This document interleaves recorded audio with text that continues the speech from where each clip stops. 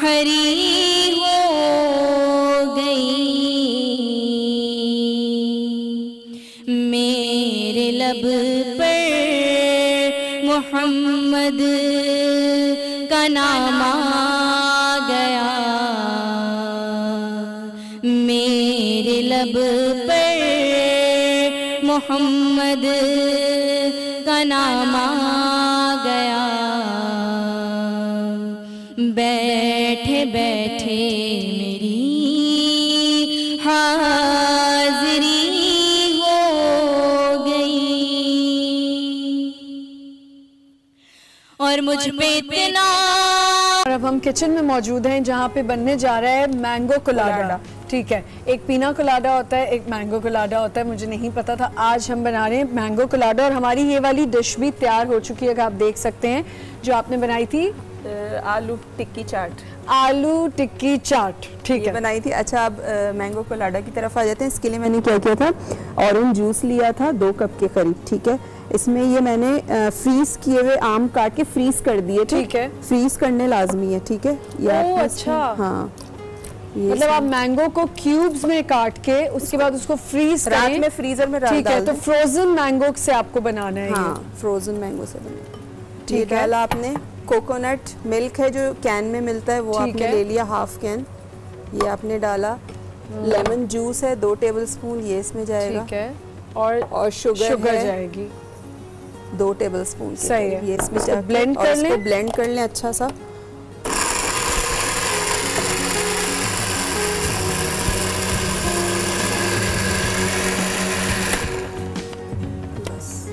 ये ब्लेंड हो गया और ये एक मैंगो शेक की ही लुक आ गई है, लेकिन इसमें बहुत सी चीज़ें ऐड हुई हैं, इंग्रेडिएंट्स जो हैं वो डिफरेंट हैं, और अब इसे जब पियेंगे तो पता चलेगा। वैसे मैं कोई भी मशरूब जो यहाँ बनती है, मैं खाने सारे खाती हूँ, लेकिन मशरूब जो बनती हैं, ड्रिंक्स, वो कम ही पीती हूँ। ये लोग पीते हैं तो मज़े की बनती है, सब बताते हैं। ये रेडी हो गया, का फ्लेवर आएगा, कोकोनट वो डाला है ना हमने, मिल्क डाला, ठीक है, तो कोकोनट का फ्लेवर आएगा और ये हम सर्व करेंगे इस तरह। इसमें आप कोई भी डेकोरेशन कर सकते हैं। अब हम चलते हैं ज़ुबैर साहब के पास। जी, थैंक यू आमना, बहुत शुक्रिया। नाज़रीन, अभी हम जब ब्रेक से पहले जब हम थे तो जो कॉलर ने कॉल की थी, उनके 2 सवाल थे। एक सवाल मैंने मुफ्ती साहब के सामने रखा था, मेमुना साहब आपके सामने भी वही दोनों सवाल फिर लेके आता हूँ। एक तो ये कि एतकाफ़ की वो रूह निकल गई है, जैसा कि मुफ्ती साहब ने फरमाया, उस पर भी कुछ तबसरा कीजिएगा। दूसरा, उन्होंने कहा कि रोज़ादार के सामने खाना पीना, वो रवैया कैसा है, उस पर ज़रा उस पर भी बात कीजिएगा। देखिए, शरअन तो इसके लिए कोई कदगन नहीं है, लेकिन हाँ, ये रवैया बुरा है, मैनर्स के अगेंस्ट है। अगर आप सल्लल्लाहु अलैहि वसल्लम ने जो हमें तरबियत फरमाई है, वो ये है कि एक आदमी का, एक सहाबी का एक बच्चा खो गया और वो बहुत परेशान आए और कहने लगे, या रसूल अल्लाह, मेरा बच्चा नहीं मिल रहा, दुआ फरमाइए। तो जब उन्होंने, आप सल्लल्लाहु अलैहि वसल्लम ने दुआ फरमाई, तो एक सहाबी ने उनसे सवाल किए, कैसा बच्चा था, कैसा हुलिया था? तो उन्होंने कहा, मैंने तो उसे फलां गली में बिल्कुल अपोजिट साइड पे मदीना की देखा है, वो तो वहाँ पे है। आप सल्लल्लाहु अलैहि वसल्लम का शुक्रिया अदा करके वो भागने लगे, तो आपने उन्हें पीछे से आवाज़ दी और कहा, सुनो, तुम जिस महल्ले में जा रहे हो ना, यहाँ पे ज़्यादातर वो लोग हैं जो शहीद हो चुके हैं और जिनके वालिद नहीं हैं। तुमने जाकर उस बच्चे को एकदम लिपटाया और मेरा बच्चा कहा, तो सब यतीमों के दिल जो हैं दुख जाएंगे और वो अपने अपने वालिद को याद करेंगे। तो तुमने जाकर हाय मेरा बच्चा कह के उसे लिपटा के चूमना नहीं है, तुमने बहुत हौसले का मुजाहिरा करना है कि वहाँ बाकी यतीमों को अपने वालिद याद ना आए। इसी तरह आपके सामने कोई बेवा खातून आ जाती तो आप किसी ज़ौजा के साथ प्यार मोहब्बत और इल्तिफात की निगाह नहीं फरमाते थे कि उसका दिल बुरा ना हो, उसे अपने शौहर की याद ना आए। तो जब हमारी तरबियत में ये बात शामिल है, तो अगर एक शख्स पर पाबंदी है कि वो ना खा सकता है ना पी सकता है, आप उसके तो आप उसके सामने खाएं पिए, तो ये एक बदतहजीबी और इल मैनर्स हैं। और हमें, हमारे इस्लाम की जो रूह है वो ये है कि हमें खुद से भी पहले दूसरे का ख्याल रखना है, बिल्कुल, उसके आराम का भी, उसके मिजाज का भी और उसकी तकलीफ का भी। बहुत उम्दा। हालांकि रोजे पर फर्क तो कुछ नहीं पड़ेगा, रोजे का क्या चाहता है। दूसरी बात जो आपने कही वो इससे ज्यादा इम्पोर्टेंट है, वो ये है कि इबादत कोई भी हो उसमें नियत रब की रजा का हुसूल है। सही। और एतकाफ जो है ये एक ऐसी इबादत है जिसके लिए आप सल्लल्लाहु अलैहि वसल्लम ने फरमाया कि एक दिन का एतकाफ आपके और जहन्नुम के बीच 3 खंदकें खोद देता है, और एक एक खंदक का दूसरी खंदक से फासला 1,000 मील का है, या जमीन से आसमान तक का है। बिल्कुल सही है। अब आप इसको अंदाजा कर लीजिए कि एक दिन के एतकाफ का अजर कितना है। लेकिन क्या वो एतकाफ, जैसे आपने लफ्ज़ पिकनिक बोला, या सोशलाइजिंग है, या वो आजकल लोग मोबाइल ले जाते हैं और सारा दिन वो उस पर मैसेजिंग हो रही है, वो एक सोशल गैदरिंग हो जाती है। एग्जैक्टली, फिर उससे तो बेहतर है। देखिए, एतकाफ में हजरत आयशा से रिवायत आप फरमाती हैं, आप सल्लल्लाहु अलैहि वसल्लम ने अहकामात दिए कि जब तुम एतकाफ करो, हम औरतों को भी और मर्दों को भी, कि क्या करना है इस बीच, यानी फ़र्ज नमाजों के अलावा क्या क्या करना है। तो फरमाया जिक्र करना है, तिलावत कलाम पाक करनी है, तबलीग करनी है, यानी उनमें जो उलमा थे, जो ज्यादा जानते थे, वो बाहर के आने वाले मस्जिद में बैठने वालों को भी मसले मसाइल बताएं, तफसीर बताएं, और जो मौजूद हैं, सब तो एक जैसा इल्मियत नहीं रखते, उनको भी सिखाएं।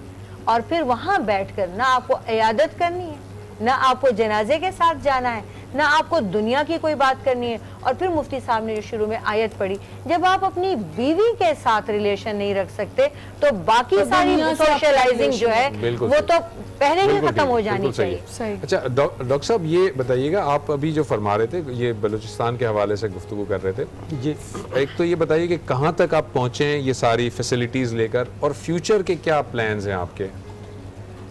जी, बलूचिस्तान जैसे कि हम सब जानते हैं आधा पाकिस्तान है जी, बिल्कुल, और रकबे की लिहाज से मोहतरमा भी फरमा रही थी अभी कि बहुत बड़ा है। सबसे बड़ा ये हमारी काविश जो है ये सिर्फ 3 साल पर मुहित है। अच्छा।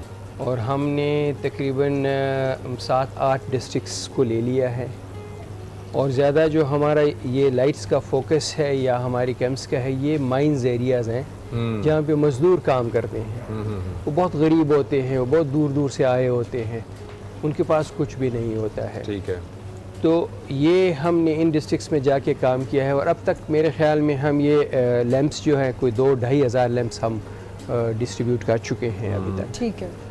और अब हमारा प्लान है कि मज़ीद कोई 3,000 जो हमने गाँव सेलेक्ट किए हुए हैं एफसी के साथ। मैं आपको किस नबी का लक़ब है ये आपने हमें बताना है। फेसबुक पे हम डॉक्टर साहब से बात कर रहे थे, आप फ्यूचर प्लान्स के बारे में बता रहे थे हेल्प के। जी, फ्यूचर प्लान्स का हमारा ये है कि हम एक अल्लाह हमें मदद करें, और उम्मीद है हम एक हस्पताल बनाना चाह रहे हैं। अच्छा, वेरी गुड जी। चूँकि हमने ये महसूस कर लिया, ये जो मेडिकल कैंप्स हमारे लगते हैं, वो फ्री मेडिकल कैंप्स सब जब लगाते हैं तो वो 2-3 दिन का होता है और मरीज़ों को, लेकिन वहाँ से हम ऐसे पेशेंट्स होते हैं जिनका इलाज हॉस्पिटलाइज होना चाहिए होता है। सही। तो हम उनको बुला लेते हैं कोयटा। ठीक है। अब कोयटा में हमारे पास चूँकि अपना प्रॉपर सेटअप नहीं है, तो हम मुख्तलिफ़ अस्पतालों में उनको दाखिल कराते हैं। ख़ासकर ख़वातीन के बड़े मसले होते हैं, बिल्कुल, वो हम करा देते हैं। और तो अब हमारा ये प्रोग्राम है कि हम ऐसे एरिया में जाके एक हस्पताल बनाना चाह रहे हैं जहाँ पर हमने ज़मीन वगैरह सब कुछ देख लिया है। और आप लोगों की तवस्सुत से मैं मुखैर हज़रात से अपील करता हूँ कि ये इसमें इस सिलसिले में हमारी मदद करें। और जो अब भी जो ये कर रहे हैं, ये मुझे बड़ी खुशी हो रही है नाम लेके कि कराची के लोग हमारे जो भाई हैं, और लाहौर के और इस्लामाबाद से अब तक यही लोग हमें चला रहे हैं जी। और आई केयर फाउंडेशन है जो जिन्होंने हमें अमेरिका में भी रजिस्टर कर दिया है। हमारी 3 सालों की छोटी सी काविश इतनी अच्छी उनको लगी है कि उन्होंने हमें भी कर दिया। तो हमें ये हौसला मिल रहा है कि हम अगर एक अस्पताल बना लें, और वो अस्पताल 24 घंटे इनको तमाम इमरजेंसी सर्विसेज वगैरह दे सकते हैं, तो हम इंशाल्लाह ये हमारी कोशिश है कि हम ये अस्पताल बना लें और इस अस्पताल को फुली इक्विप कर लें, और इन लोगों के लिए, और ये सारा मुफ्त हो और फ्री ऑफ कॉस्ट। बिल्कुल जी, बिल्कुल जी, जी ये बिल्कुल सारा फ्री ऑफ कास्ट होगा। अगर वो चाहते हैं। मैं चूँकि मेरा ताल्लुक जो है मैं एक बहुत बड़ा आप लोगों ने नाम सुना होगा फातमी फाउंडेशन का, मैं उनका सीनियर मोस्ट ट्रस्टी हूँ अभी। अच्छा। तो बलूचिस्तान में चूँकि सेंटर नहीं था, वहाँ पे मैंने उनके लिए सेंटर भी बनाया, एक किडनी हॉस्पिटल हमने बनाया। अच्छा। तो वो हम उस वक्त भी इंडस्ट्रियल वर्कर्स, लेबरर्स, इनको हम फ्री सर्विसेज दे रहे थे। तो उस चीज़ से इंस्पायर, और मेरी फैमिली में तलसीमिया बहुत ज़्यादा है, जो मैं अगर आपको फाउंडेशन तो तलसीमिया पे ज़्यादा, उनके एक छोटा सा वो उनका वो है फोकस उन पर है। तो मेरा अपना अकलौता बेटा जो मैं पिछले साल 27 साल की उम्र में मैं खो गया, और वो तलसीमिया सफ़र था, और उसके साथ ये मेहनत करते करते करते करते करते करते मैं और मेरी बेगम जो ख़ुद भी वो भी चाइल्ड स्पेशलिस्ट है और मैं भी चाइल्ड स्पेशलिस्ट हूँ। अच्छा। और हमने ऐसे कई हमारे साथ हज़ारों बच्चे रजिस्टर्ड हैं, अब भी उस पर भी हमारा फोकस है, उस पर भी मैं काम कर रहा हूँ। तो हम ये करते हैं कि अल्लाह ताला हमें तौफीक दे, अल्लाह ताला आपको तौफीक भी दे, हौसला दे, और आप भी जो सपोर्ट कर सकते हैं इसमें हेल्प के अंदर, हेल्प बलूचिस्तान के जो है वेबसाइट भी होगी, यकीनन वेबसाइट पे आप जाइए, वहाँ पर जाकर आप सारी डिटेल देख सकते हैं। अच्छा मुफ्ती साहब, ये मुझे बताइएगा, एतिकाफ़ के हवाले से हम गुफ्तगू कर रहे हैं, तो औरतों के लिए ज़ाहिर है हमारे पास, हमारे मुल्क में बिलखुसूस मसाजिद में इस तरह का एहतमाम नहीं होता कि औरतों के लिए अलग मकाम मौजूद हो। औरतें अगर एतिकाफ़ करना चाहें तो क्या उनका तरीक़ाकार होगा? बिस्मिल्लाहिर्रहमानिर्रहीम। डॉक्टर साहब, एतिकाफ़ जो है वो 3 किस्म का है, वाजिब है और सुन्नत मुअक्कदा अल किफ़ाया है और नफली एतिकाफ़ है जी। वाजिब तो एतिकाफ़ ये है कि वो नज़र का एतिकाफ़, नज़र मानी है तो आपको करना है, एक दिन का, उसमें रोज़ा शर्त होता है। और सुन्नत मुअक्कदा जो होता है उसमें भी रोज़ा है, यानी रमज़ान का ही रोज़ा उस एतिकाफ़ के लिए काफ़ी है, कोई दूसरा रोज़ा उसके लिए नहीं है। अच्छा, तो वो तो 10 दिन का है, यानी आखिरी अशरे का सुन्नत मुअक्कदा अल किफ़ाया जो एतिकाफ़ का आखिरी अशरा, वो आखिरी अशरे का है, यानी 20वें रोज़े से गुरूब आफ्ताब से पहले मस्जिद में जाएगा और फिर 30 या 29 या चांद रात को जब चांद का ऐलान हो उसके बाद वो मस्जिद से बाहर निकलेगा। ये हो गया 10 दिन का एतिकाफ़, इसमें रोज़ा ज़रूरी है। अब जो तीसरा एतिकाफ़ है वो होता है नफली एतिकाफ़। वो एक लम्हे के लिए, एक दिन के लिए, 1 घंटे के लिए मस्जिद में जाएगा तो वो नियत करेगा नवैत सुन्नतुल एतिकाफ़। अच्छा, ये नियत जो है ये शर्त है हमारे यहाँ एतिकाफ़ के अंदर, यानी अहनाफ के अंदर, फ़िक़्ह हनफ़ी के अंदर मैं अर्ज़ कर रहा हूँ, तो ये शर्त होती है नियत। और नियत दिल के इरादे को भी कहते हैं। अगर कोई मस्जिद में चला गया गुरूब आफ्ताब से पहले 20वें रोज़े को, नियत नहीं की उसने, ना ज़बान से ना दिल में इरादा था, वैसे चला गया तो उसका एतिकाफ़ नहीं होगा। यानी ये वो फ़िक़ी मसाइल हैं जो बज़ाहिर तो छोटे छोटे हैं लेकिन इनका ख्याल रखना ज़रूरी होता है। ठीक है। बाकी जो वो आपका सवाल क्या है, औरतों का जो मसला है, औरतें देखें इस ज़माने के अंदर बहुत फितने बरपा हैं, उलमा जो है इसमें इजाज़त नहीं देते मसाजिद के अंदर औरतों के लिए। अब 3 जगह जो एतिकाफ़ करना है वो अफजल जगह है, यानी मस्जिदुल हराम है, मस्जिद नबवी शरीफ है, मस्जिद अक्सा है जो बैतुल मक़दस में है, बाकी जो जामा मस्जिद है उनमें हो सकता है एतिकाफ़। बाकी आम जो मस्जिद है जहाँ 5 गाना नमाज होती है वहाँ भी हो सकता है, वहाँ भी हो सकता है, जहाँ जमात होती है आम वहाँ भी हो सकता है, जहाँ जमात नहीं भी होती उस मस्जिद में भी हो सकता है। अगर कोई करने वाला ना हो, मोहल्ले का एक ही बंदा बैठ जाए तो पूरा मोहल्ला बरी व जिम्मा हो जाएगा। तो औरतें जो है उनके लिए हुक्म यह है कि वो अपने घरों में बैठे। जो वो बैत मस्जिद बनाती हैं, जिस कोने में कमरे में जहाँ अंदर वो नमाज पढ़ती हैं, उसी जगह को का जो है ना वो तय्युन कर लें। लेकिन कुरान का हुक्म है वह अंतुम आकिफून फिल मसाजिद। कुरान का हुक्म तो ये है ना, उसमें तो तखसीस मर्द और औरत की नहीं है, उसमें तो मसाजिद की बात है मुफ्ती साहब। नहीं, कुरान हाँ उस जमाने में ये नबी करीम सल्लल्लाहु अलैहि वसल्लम के ज़माने में तो ये था, औरतें भी मस्जिद नबवी में बैठती थी, अज़वाज मुतहरात भी बैठती थी। मुफ्ती साहब थोड़ा सा आपको रोकेंगे, यहीं ये बहुत इंपॉर्टेंट बात हो रही है, इसको दोबारा यहीं से कंटिन्यू करेंगे, लेकिन हमें छोटे से ब्रेक पे जाना है और शार्प ब्रेक पे जाना है, तो एक छोटा सा break, will be right back.